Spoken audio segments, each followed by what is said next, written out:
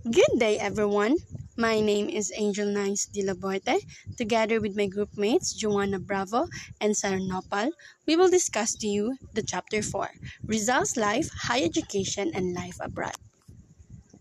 Here is our learning objectives in our discussion today. We can see in our screen what are those. So, let's start. Education at Binyan, Laguna. At the age of 8, Rizal studied at Binyan in June 1869 to study under Maestro Justiano Aquino Cruz, who is a strict disciplinarian.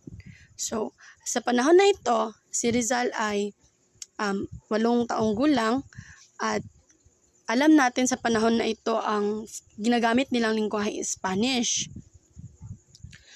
At si Rizal ay namak or binuli ng isang niyang classmate na si Pedro. Si Pedro ay isang anak ng guro nila. So, first, in-interview niya muna si Rizal kasi baguhan pa lang si Rizal kung marunong siya mag-English. Mag-Spanish. So, ang sinagot ni Rizal is, hindi masyado. Lahat ng mga tanong sa kanya, hindi masyado. So, binuli siya at the first. So, at the age of 8 also, Rizal is very, kung sa panahon natin matatawag nating brumbado. Kasi kaya niya makipaglaban with, he is good at wrestling skills. So, nakita niyang bully yun, inimbitan niya na makipag-away si Pedro. Nanalo sila sa kanilang pag-aaway ni Pedro, pero kay Andres sa landanan, nagkaroon siya ng injury sa ulo. So, may katigasan din ang ulo ni Rizal. Pero, he's just 8 years old this time. So, at Binyan, Laguna, he is excelled in Spanish, Latin, and other subjects through disciplined study. So, later on, sa pag-aaral niya sa Binyan, Laguna, at first, hindi siya marunong masyado mag-Spanish. Later on, nabihasa ang kanyang pagsasalita. Also, sa paggamit ng Latin words.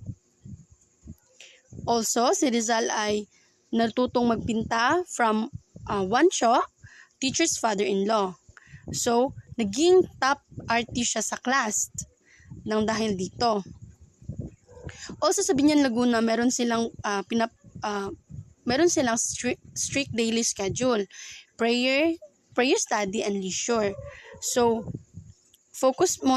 as we all know, Spanish introduced the Christianism here in the Philippines. So, mostly sa kanilang mga paaralan, hindi talaga mawawala ang mga prayer or ang time for God.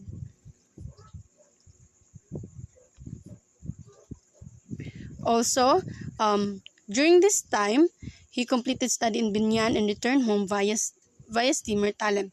So, this time, tapos na pag-aral ni Rizal, bumalik agad siya sa kanyang tahanan. Originally sa kanyang tahanan using Talem. So, Talem is mas magagamit natin ngayon na word na parang bangka, parang ganun siya. So, parents plan to enroll him in Manila for further education. Nakikita nilang may potential si Rizal, kaya pinag-aral nila ito sa Manila. So, education at the Ateneo. So, Rizal and his brother Pasiano first took the entrance exam at College of San Juan de Latran and passed. So, first nito, hindi dapat sa Ateneo mag-aaral si Rizal. Siya ay mag-aaral dapat sa College of San Juan de Latran.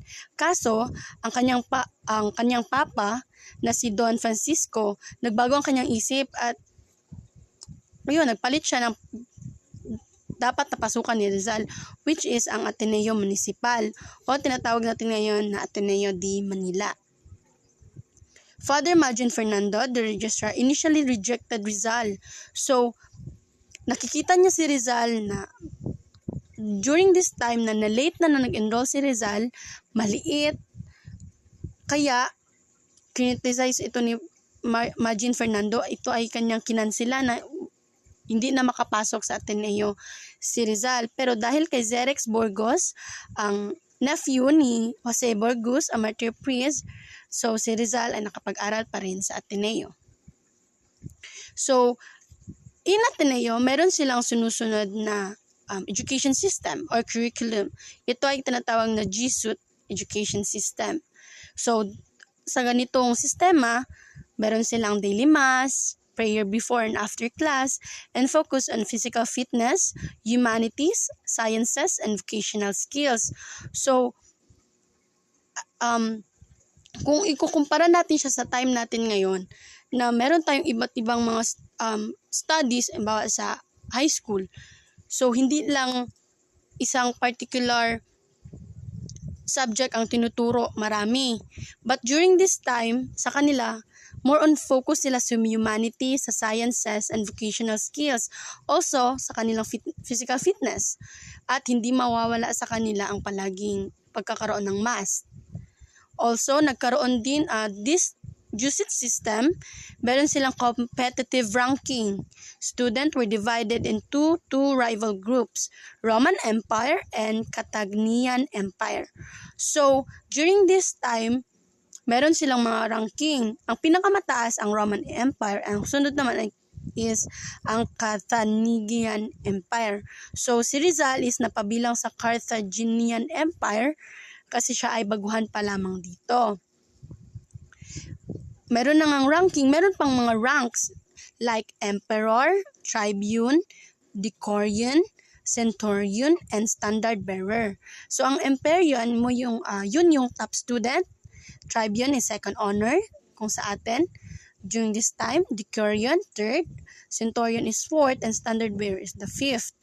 So, kung i-compare natin ang GSUT system sa today's na system is nawala na itong rankings. Diba noon meron pang top 1, top 2, top 3. Ngayon, pwedeng lahat na ang magkaroon ng rank.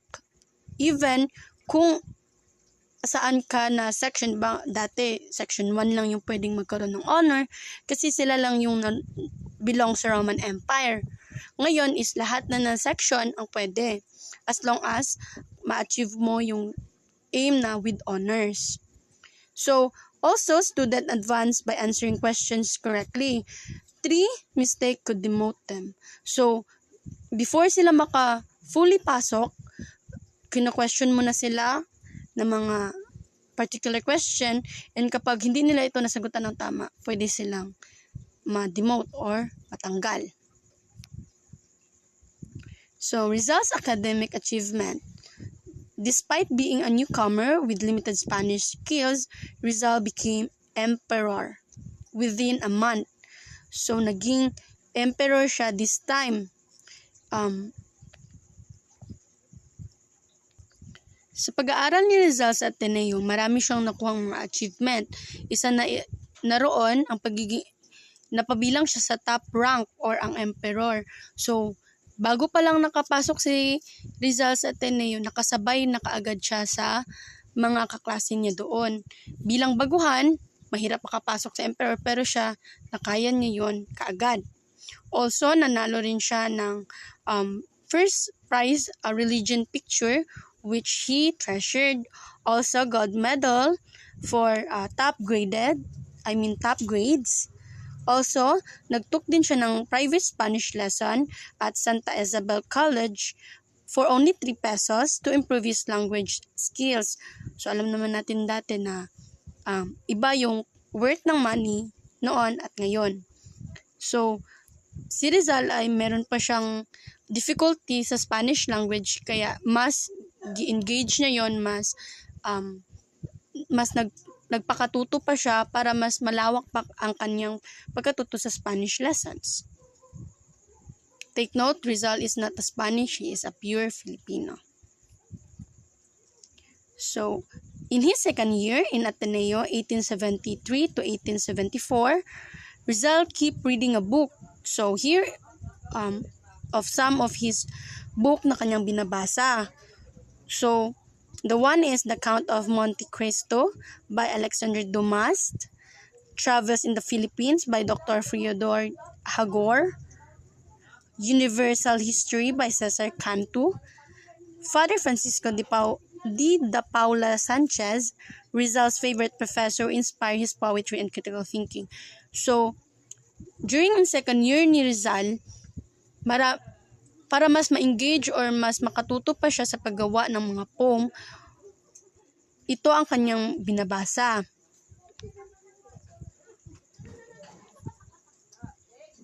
So, his first poem na sinulat is ang Por la Educación Recebe Lostrella Padilla in 1876. So, the theme of this book is or poem is education as the foundation of national process.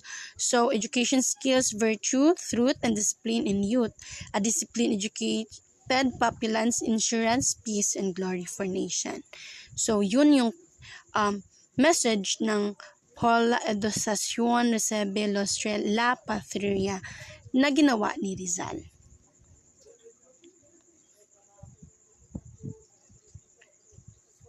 At hindi pa doon nagtatapos ang kanyang pagsusulat. Simula pa lang yon ng journey ng pagsusulat ni Rizal ng iba't ibang uri ng literary pieces. Ang kanyang isang inspirasyon ay si Father Sanchez na nag-influence sa kanya na to make full use of his God's given talent in poetry and to open his mind to reach influence of the world's literature. So namulat ang pag-iisip ni Rizal na kaya niya pang palawakin ang pagsusulat niya ng kanyang literary pieces. So, in 1874, Rizal wrote literary pieces. So, this is the literary pieces na sinulat ni Rizal. Una-una is Mi Primera Inspiración, My First Inspiration. It was a poem dedicated to his mother on her birthday. He was 14 years old when he wrote the poem. He felt overjoyed at the time because his mother was released from prison. So during this time also, during summer, si Rizal ay nakabalita si Rizal ang kanyang mama ay nakulong sapagkat ito ay napabintangan na nilason ang kanyang tiya at ang kanyang ina ang napagbintangan. This Mi Primera Inspiración is dedicated to his mother. Also, Al Niño Jesus, to the child Jesus, A La Virgin Maria, to the Virgin Mary. In 1875, Rizal also write literary pieces. So, hindi lang doon nagtatapos ang pagsusulat ni Rizal. Every year, nagsusulat si Rizal. So, Feliciación. Combate Orbistondo, Terror de Jolo. The Battle Orbistondo, Terror of Jolo.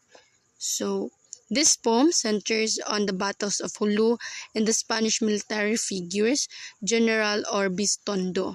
It likely describes the battle's events, possibly focuses on the bravery and military skills displayed by Orbistondo.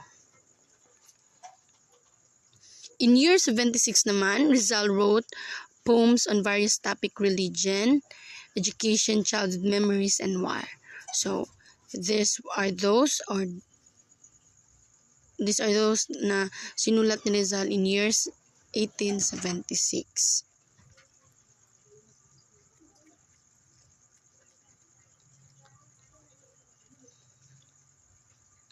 So, La Tragedia de San Eustacio. So, the tragedy of Saint Eustace.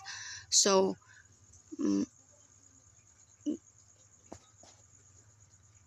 these poems recount the tragic story of Saint Eustace.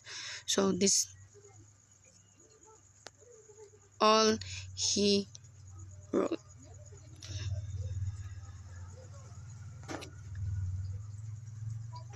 In year 1877, he wrote more poems. It was his last year in Ateneo. Among the poems written that year, were El Heroísmo de Colón, the heroism of Columbus, Colón y Juan II, Columbus and John II, Gran Consuelo en la Mayor Desdicha, great solace in great misfortune, y un diálogo alusivo a la despedida de los colegiales, a farewell dialogue of the student. So, in year 77, no, last year of Rizal in Ateneo, ito yung mga sinulat niya. So, this, more of this poem, this year, na year na ito is, ang theme is more on pamamaalam sa kanyang paaralan or ang kanyang mga natutunan sa kanyang paaralan. So, Rizal studies at Ateneo. So, ito na yung mga pinag-aralan ni Rizal sa Ateneo in year 1872 to 1877. So, kanina pinag-usapan natin kung ano ang sistema na napag-aralan niya sa Ateneo. Ito naman yung natutunan na niya sa Ateneo or pinag-aralan niya na sa Ateneo. So, during nag-aaral si Rizal sa Ateneo, all subjects won 5 medals at the end of the school term. He proudly offered all his excellent ratings and medals to his parents. So, also, he is the most brilliant Atenean of his time. He was truly the pride of the Jesuits. So, si Rizal ang kinilala na pride of Jesuits this time. Siya ang pinakamatalino sa kanilang batch. Also, during his stay as Ateneo, Rizal's grades were all excellent. Sobresaliente. Ika pa nila, di ba? So, sa pag-aaral ni Rizal doon, wala siyang bagsak. Puro excellent. So, on March 23, 1877, he received his degree of Bachelor of Arts with honors. His scholastic record at the Ateneo from 1872 to 1877 were as follow. So, makikita ninyo sa screen kung ano ang mga, kumbaga sa atin yun, ito yung card ni Rizal.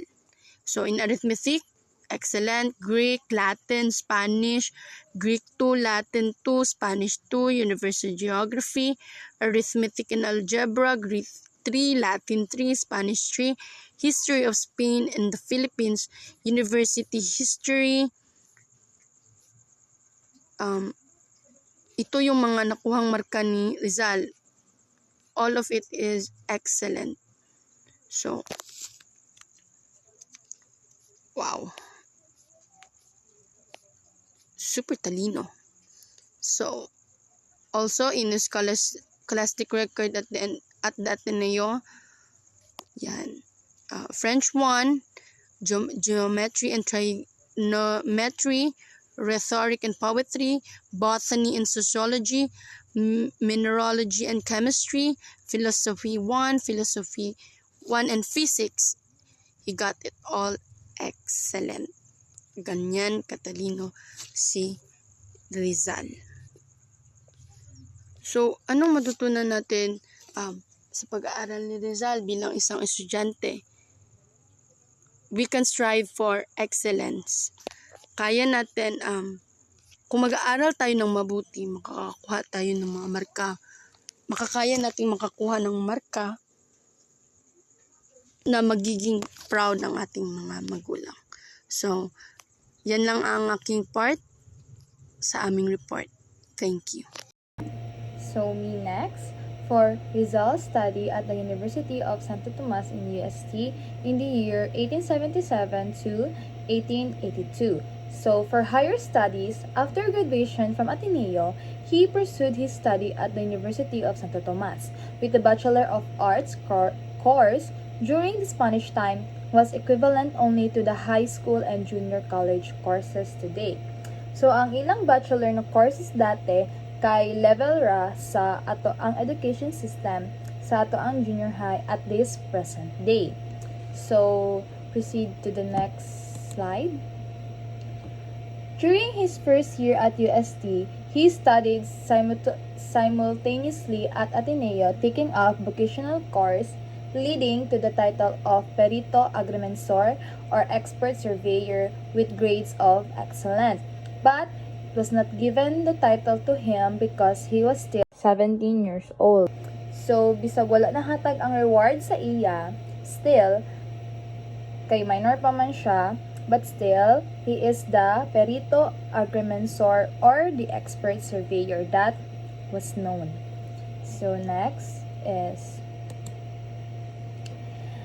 he finally decided to take up medicine with the advice of Father Pablo Ramon, the director of Ateneo de Manila, with the intention and desire to cure Doña Teodora's failing eyesight.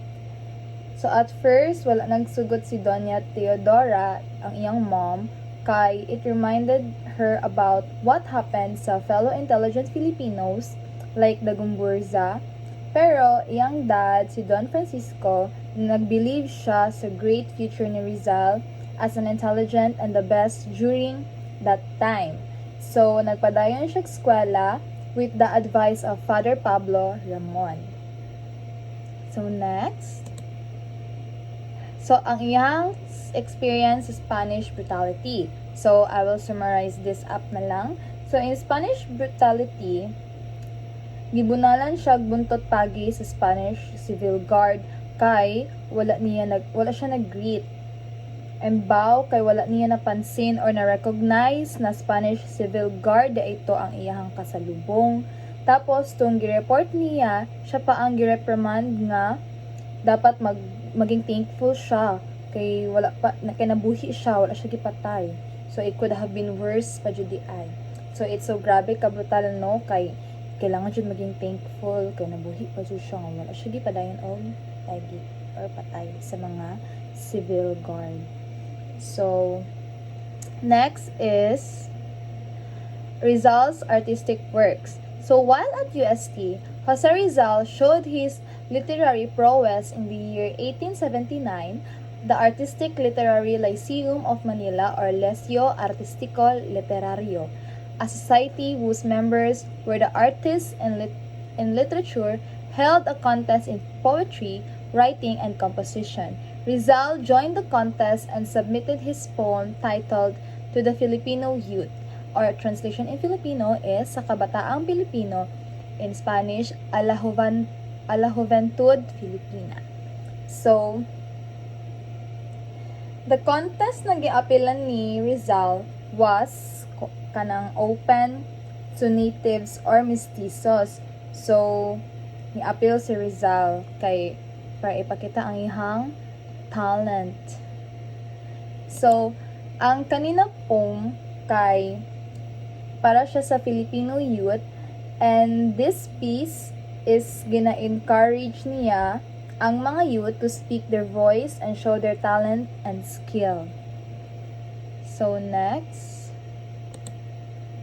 So here's the Filipino translation of the poem, and this is the English translation of the poem. Next is Rizal's artistic work gihapon. So after the expert reading and scrutiny discussion of all the entries, the Board of Judges had chosen Rizal's poem as superior and had won the first prize and recognition. The prize consisted of a feather-shaped silver pen decorated with a gold ribbon. So hawod nga prize kay pen, na silver pen with gold ribbon. So next kay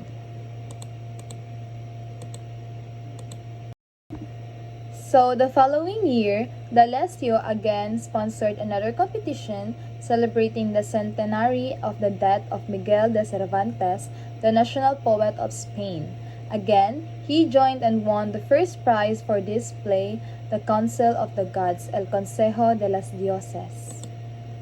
So next, this presented a discussion among the Olympian gods and goddesses as to who the greatest poet was between Homer, Virgil, and Cervantes. Jupiter was the final judge. The evaluation showed that the work of the three poets were of equal value. Critics and readers praised the work lavishly. They awarded the first prize to Rizal's work due to its superiority and quality. The second was awarded to a Spanish writer. The two prize-winning works proved that an Indio would write as well as a Spaniard or even better. So because of Rizal, murag na acknowledge ang mga Indio because 'di ba Indio ang tawag sa mga Filipino. So maka-proud because bisag Indio ang ilahang term, they could makapantay ra sila sa sa mga Spaniards or even better writer than the Spaniards because of Rizal. So next, another literary piece that Rizal penned was the Zarzuela Junto al Pasig or Beside the Pasig, which was staged by the Ateneans on December 8, 1880 on the occasion of the annual celebration of the Feast of the Immaculate Conception, the patroness of the Ateneo. So that's it for my part. Thank you. Literary works of Rizal and University of Santo Tomas. Rizal's academic life at UST from 1877 to 1882 is na siya dalawa ka kurso nga gikuha, which is ang theology and philosophy and also ang medicine. So kining dalawa nga course nga iyang gikuha kay nakakuha siya pasar nga mga grades, which is kay mostly kay good and some kay very good. So sa iyang pagstay dito as a UST kay dili siya fruitful as sa iyang pagstay dito as sa Ateneo. It's because naka-experience siya og discrimination under sa iyang Spanish teachers og naka-feel pud siya og karang sa atmosphere nga it is suffocating to his sensitive spirit, and naka-experience pud siya og racial prejudice. So he decided to continue his study sa Europe due to the better educational environment. So si Rizal kay naapod siya major works, dalawa ka buok, which is ang A la Juventud Filipina tung 1879, and kini kay nakadaog ni siya it is karang work niya nga nakakuan og winning prize nga gi-submit sa literary contest nga nahitabo sa Liceo Artistico Literario of Manila.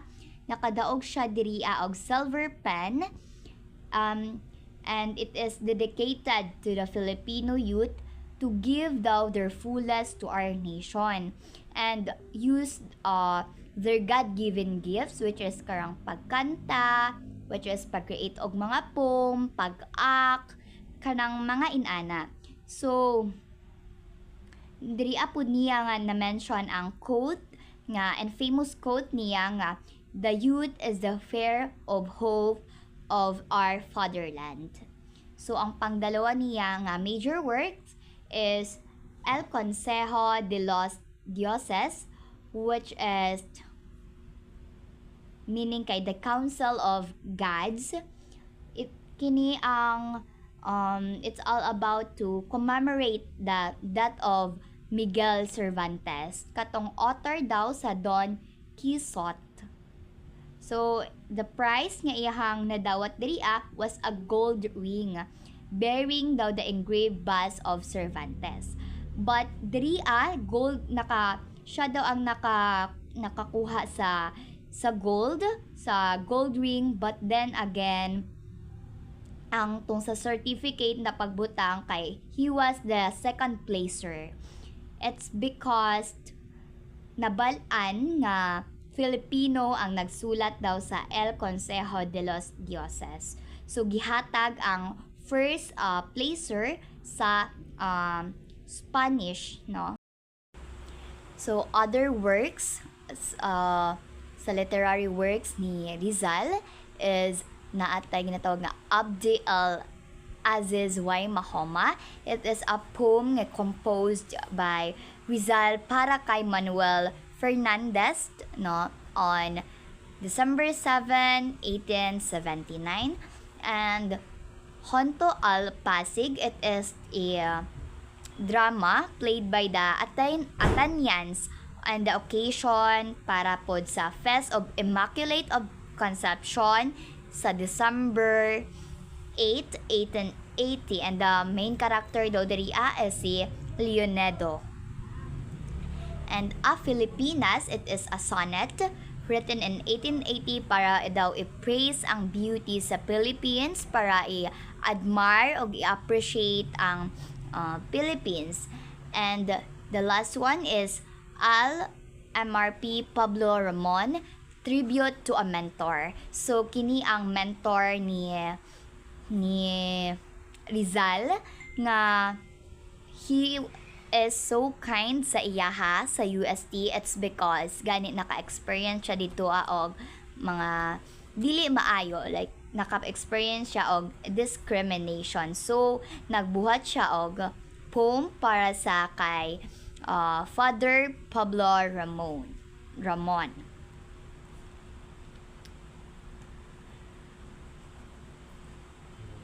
Next. So, diri ana sa Jose Rizal's Travels and Life Abroad. Si Rizal naka-decide siya nga mag-adto abroad. It's not just because sa iyahang dream or dili lang basta kay advance ang pagtudlo dito mga teaching method. It's because pod ang hinungdan kay he wanted to treat the failing eyesight of his mother, o dili lang basta katupod. It's because gusto niya na ang Filipino kay mapalaya siya from Spanish tyranny, na kita maka-experience pod of freedom from the Spaniards. So kining iyahang pag abroad or pag adto niya sa Europe kay dili wala kabalo ang iyahang parents. It's because dili siya sugtan, but his siblings and friends kay supported him. So May 1, 1882, kay Rizal started writing farewell letters to his family and friends. Iyang gigamit na pangalan is Jose Mercado. And ang iyahang paghawa diri sa Pilipinas to Spain kay it was made possible by his brother and sisters, and also sa Ateneo authorities. Si iyahang igsuon na si Pasiano kay gitagaan siya og kwarta, og si Saturnina kay gitagaan siya og diamond ring, and katong Jesuit press sa Ateneo, it's gipadalhan siya og recommendation letter para sa Jesuit father sa Barcelona, Spain. Tong May 3, 1882, si Rizal ni hawa diri sa Pilipinas nga sakay ang Spanish steamer nga ang pangalan kay ship Salvadora. So tong May 3, siya lang ang Filipino nga naa sa ship, no. Siya lang isa, but then again naging friend niya ang tanan, at naging friend pud niya ang ship captain, which is si Donato Lecha.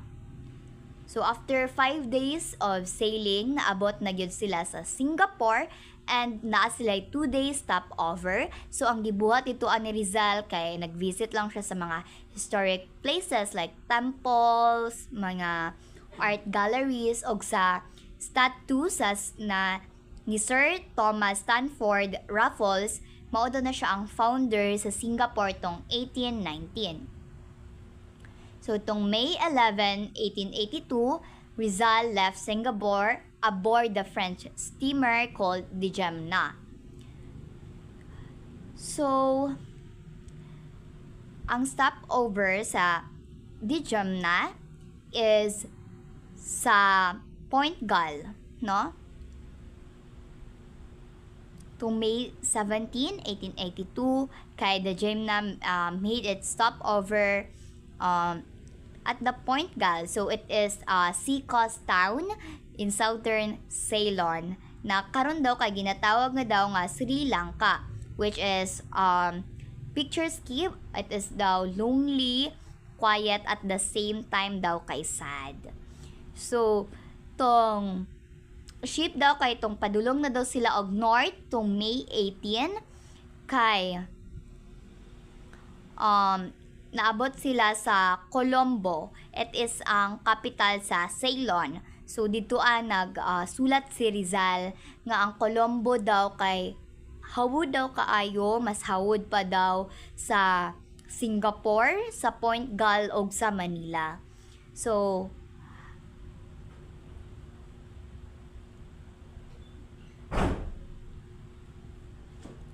the jam na kay nag-continue gihapon og voyage, no, crossing the Indian Ocean to the Cape of Guardafui. So the barren coast of Africa.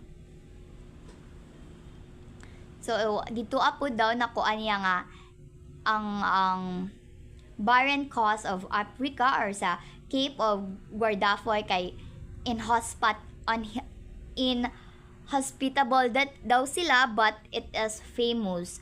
Then ang pagka next stopover na pud nila was in Aden. So diri niya nakuan nga first daw siya nakastep sa African soil og first pud siya nakakita og tinuod nga camels. So from Aden naabot sila sa Port Said sa city of Suez. Diri na pud niya nakuan ang mga bubble of tongues nga different voices, no, a different languages, no, like kay daghan na kaayo siya og daghan na og language like na anay Arabic, na Egyptian, na ay Greek, French, Italian og mga Spanish. So from Port Said daw niagi na pod sila sa Suez Canal og kadtong June 11 kay naabot sila sa Napole, which is ginatawag na karon nga Naples, Italy. So dito sa ilahang pag-stop over kay pwede sila maka-visit bisag asa. So si Rizal kay wala niya giaksayahan ang iyang oras o gi-visit niya o gi-enjoy niya ang European territory. So after sa gamay lang time nga pag-visit nila sa Napole, ang ilahang barko kay nag-proceed na dayon sa Marseilles and naabot sila sa French Harbor katong June 12, 1882. So gibisita niya ang famous nga Chateau d'If where si Dantes daw ang hero sa Count of Monte Cristo kay napriso. So he enjoyed reading this novel of Alexander Dumas when he was at the Ateneo. So in the afternoon kay sa June 15 si Rizal kay nihawa sa Marseilles. Yang gisakyan kay train. Nag-train lang siya bound for Barcelona.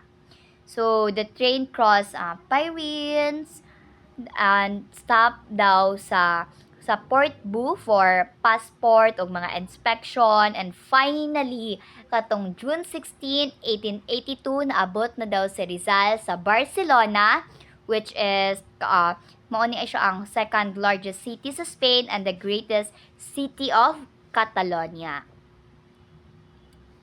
So ang first impression po daw ni Rizal diri sa Barcelona kay dili siya favorable, no, giingon niya nga hugaw. It's because sa nga iyahang nastayan og sa mga treatment sa staff og sa mga guests nga different ang treatment sa guests og sa staff nga different from other people sa iyaha.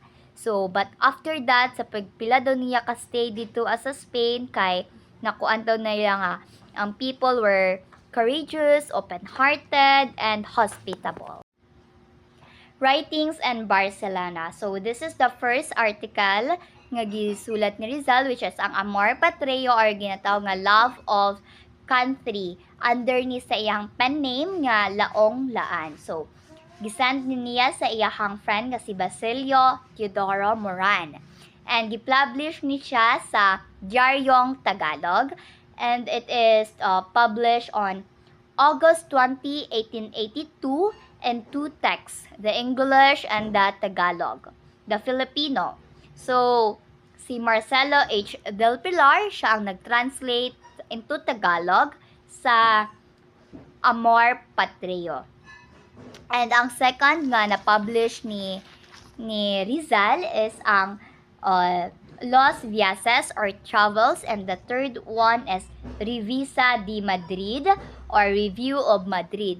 Pero ang Review of Madrid kay nabalik sa iyaha, it's because of the lack of funds. So, in Madrid daw, katong November 3, 1882, si Rizal kay he enrolled at the Central University of Madrid for licentiate in medicine and philosophy and also letters. So, to enhance his artistic talents, he also took up lesson in painting, sculpture at the Academia de Bellas. So, during his free hour, kay si Rizal kay ganahan kay siya magbasa, hantud pa na magkadlawon. It's because mauna na iyang nakasanayan kay tung naa pa siya diri sa Pilipinas. So, naay dalawa ka book siya nga murag nagtatak sa iyang or nakakot sa iyang attention. It is the Uncle Tom's Cabin by Harriet Beecher and the Wandering Jew by Eugene Sue. So, Rizal's love and poetry. So, Consuelo Ortega E. Perez, she plays a role sa pagsulat ni Rizal sa poem nga titled Miss Coyr. So, kine kay nahulog si Rizal sa iyaha or nahumaling si Rizal sa iyaha but wala niya gi-pursue. It's because ang friend ni Rizal nga si Eduardo kay ginaligawan niya si Ortega. So instead nagbuhat na lang siya og poem para sa iyaha na ang title kay Miss Coyr, which means Miss Consuelo Ortega E. Rey. So si Rizal pod kay nag-join daw siya sa Hispano-Philippine Circle nga mao ni siya ang Society of Spaniard and Filipinos sa Madrid.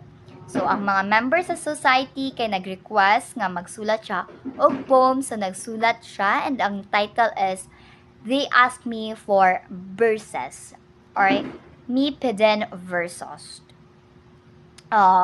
He personally declaimed during the New Year's Eve reception in Madrid last December 31, 1882. So it is about sad poem daw, kay it's about pangulungulila niya sa Philippines, kay siya lang isa or agony, kay siya lang isa sa foreign land. He also showed nga the physical and emotional strain para sa kalayaan.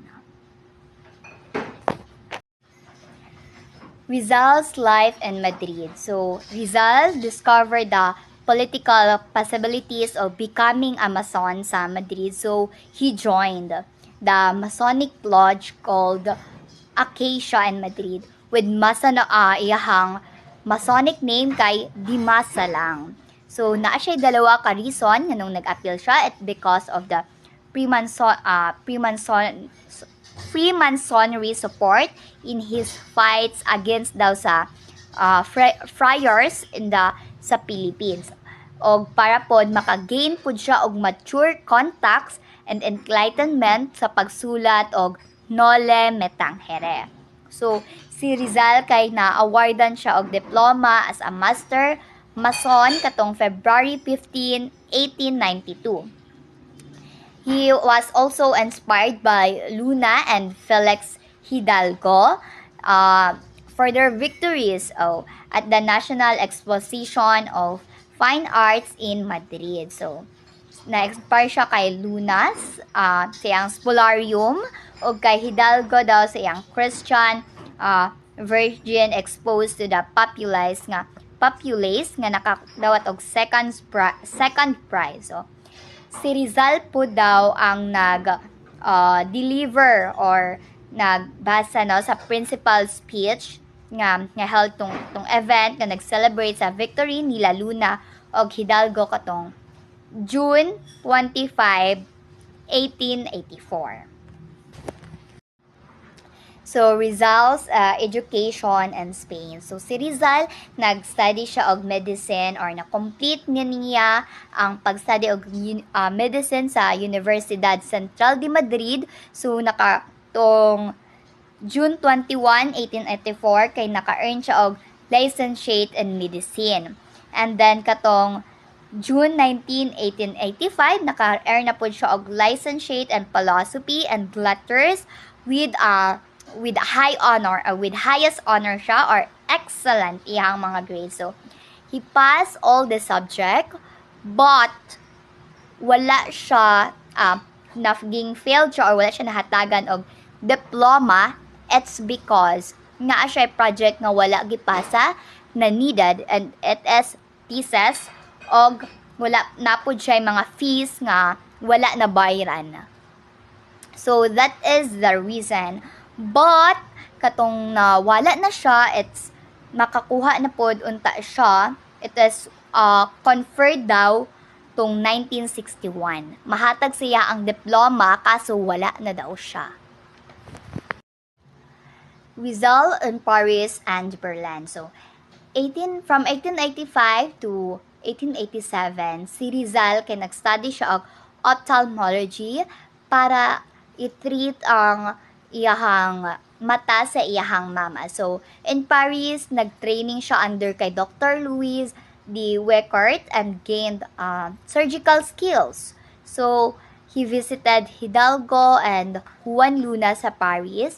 And gitabangan po niya si Juan Luna sa posing or pag-model sa paintings, dalawa ka paintings ni Juan Luna, which is The Death of Cleopatra and The Blood Compact.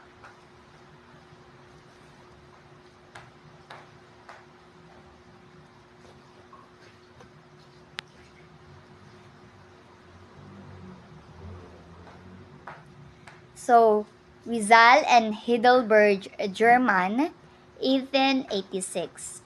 So, tong February 3, 1886, nag-adto daw siya sa Heidelberg to study ophthalmology. Under na po daw ni siya kay Dr. Otto Becker due to dito daw kay baba ang cost of living and by staying daw kay Pastor Carl Ullman due to kay baskin mason daw siya, nag-discuss sila about religion. So, inspired by the blooming flowers daw along the Neckar River, especially pod sa iyang paborito nga Forget Me Not, he wrote the poem A las Flores de Heidelberg on April 22, 1886. It is about expressing love, longing for his homeland, which is the Philippines. First letter to Professor Ferdinand Blumentritt, 1886. So, itong July 31 daw, 1886, si Rizal, nagsulat siya dito sa German para kay Ferdinand Blumentritt, kay sending him the book Arithmetica by Rufino Baltazar Hernandez. So, gikuan niya ang gisuportahan niya si Blumentritt sa iyang pag-study sa Philippine languages. So, dituan na nag-start ang ilahang friendship together. So, and after 3 days nga bago pa maghawa si Rizal dito is na-witness niya ang 500th university anniversary dito tung August 6, 1886. So, he became sad. Kaya nag-uol siya if makabalik pa ba siya dito or ma-witness pa ba to niya ulit. So, itong from Geneva, Switzerland to Italy, itong June 19, 1887, it his 26th birthday. So, in Geneva, Switzerland, si Rizal kay gitor niya ang Italy. He visited Venice, Turin, Rome, Milan, Florence. He stayed there for nearly a week before heading back home. So I think that would be all. Thank you.